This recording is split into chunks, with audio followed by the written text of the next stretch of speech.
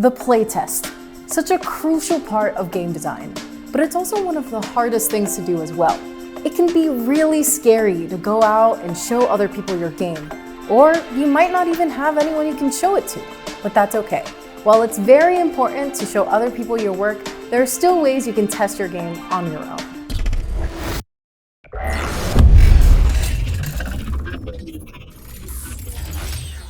A game is a complex system where so many interactions take place. Some of the interactions have desirable outcomes, and some might result in chaotic outcomes that may not be as desirable. But before you get to player testing, a good way to start is by seeing how the game is played, to eliminate as many of those undesirable outcomes as possible. And today, we're going to show you tips and tricks on how to effectively solo playtest so you can spot those outcomes. I want to preface this by saying solo testing your game is not a replacement for having others play your game. User feedback is so important, especially as games are usually made to be played by other people. So please remember, this is meant to teach you how you can test your game before bringing it out to others. Got it? Got it. Playtesting on your own. Solo playtesting is kind of hard, because as the designer, you already know the ins and outs of your own project. But you have to come into the playtest by simply looking at what's in front of you. First thing you want to do is take out your prototype. Whether it's on paper or you made it on your computer, take it out, as well as a notebook or a place to write anything down. No thinking about how you can change stuff. No switching out pieces mid-game. You play the game as is, how you currently have it designed, and keep playing with those set rules. Why? Well, this is how your future players are going to be taking on your game. You want to make sure you get out of your little game developer brain and approach the project how it would be received.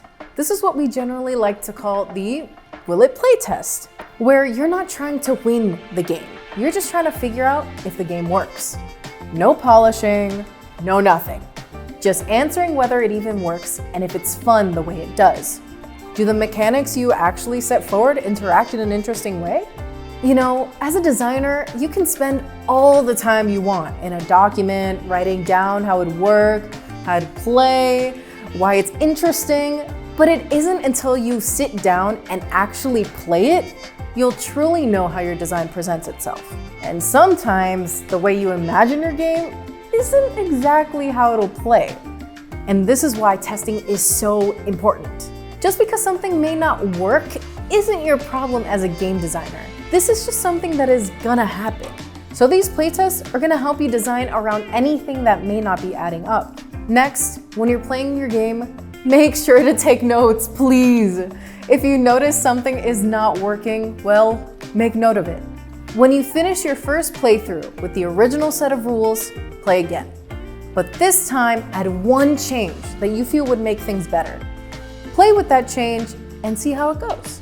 Game design is an iterative process. This means that as you test your game, you will be making changes and then playtesting over and over again. This is a cycle that your game will go through until you feel you have a solid design. All in all, while player testing is important, solo testing is a good first step in feeling how your game is before you bring it towards an audience. You got this! Bye!